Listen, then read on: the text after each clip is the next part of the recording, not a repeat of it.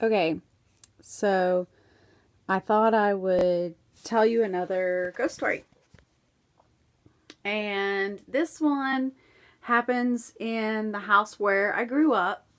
And my sister is actually residing in that house now. She lives there. And so it's kind of funny and interesting at the same time because I don't typically like to tell all my stories. And I say that because I don't know. I want to have validation in what's going on because I have a really good imagination. I'm just going to tell you that much. But at the same time, I think that's also what keeps me open minded. So when we're children, this is my personal belief here.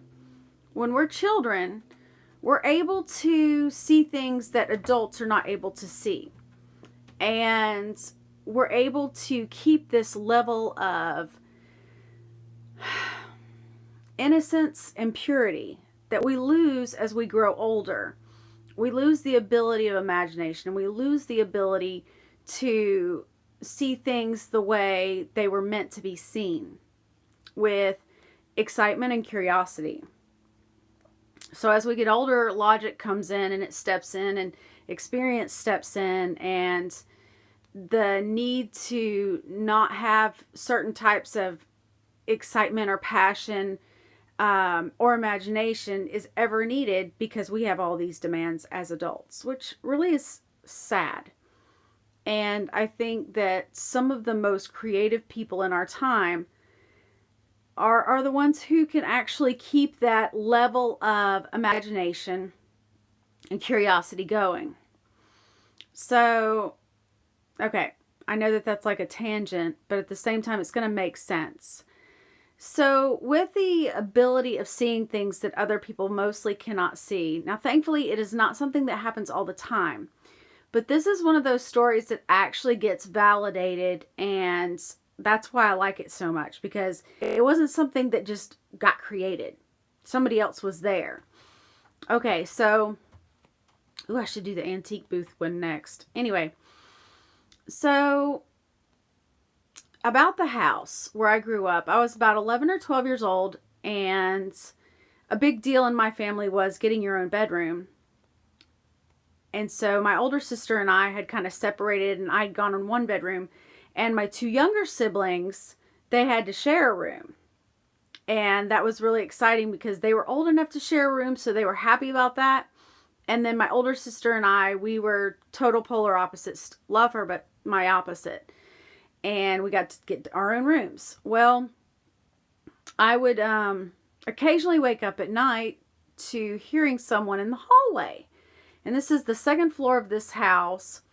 There's no neighborhood. Like, it's a farm. It's 80 acres of farmland. There's no one around. We're the only family that's ever lived there. And I hear roller skating upstairs. And it's the middle of the night. I wake up. I open my door. And there's this little girl. And I'm sitting there going, okay, that's not normal. And she's roller skating up and down my hallway. Well, I was obsessed with rollerblading. So I'm thinking, okay, maybe this is a dream. That's what this is. This is a dream. So I went back to bed, and then she came in my room. And I'm sitting there going, this is kind of weird. And she said, come on outside and play with me. And I just said, no, I've got to go to sleep. And so I laid back down, and she went away. So the next day at breakfast, I casually tell my mom, hey, little girl was upstairs roller skating. Know anything about that? And my mom just looked at me like I was a fruitcake. Probably deserved it. And she said, okay, what do you want me to do? And I was like, I don't know. It's your house. And so I just didn't mention it again. Well, she kept coming, and finally one day I got up enough nerve and I said, okay, Mom, you have to help me with this. I don't know what to do. This girl keeps waking me up at night. She wants to roller skate. I'd never seen her before. I don't recognize her. We're the only family that's ever lived in this house, so it defies all my 12-year-old knowledge of hauntings. and it was just kind of getting on my nerves and kind of bothering me a little bit. And so Mom just told her that if I went outside with her, told me to tell her that if I went outside with her, I'd get grounded. And so sure enough, later on, the girl appeared and I did that and I never saw her again. So fast forward to like now. All right. A couple of years ago, I go back to our family farm and I am talking to my relatives because my relatives live on this property, and this property is a really big deal. And there's a lot of stories about the farm. So I'm telling my older sister, and her son Alex is there, and her daughter Maggie was there, and they're sitting there and they're listening to this story. And Alex goes, "Wait a minute, this sounds way too familiar." And I was like, "What are you talking about?" He said, "Mom, didn't you see a little girl upstairs?" And she just kind of like sat up straight, like she had forgotten. And then all of a sudden, you could see the recognition on her face. She said, "Yeah, I did. I called upstairs. I thought that Maggie was upstairs, and we had to go somewhere. And I said, 'Hey, Maggie, come on, let's go.' And I saw her run from my bedroom down the hallway. And I said, 'Uh-huh,' to where her room is, right?" And then Maggie appeared right next to Brooke. Well, there's not another set of staircases, and there ain't any way that she could have gone from the second floor to the first floor. And Maggie was, in fact, downstairs with her older sister, Abby. Kind of strange, right?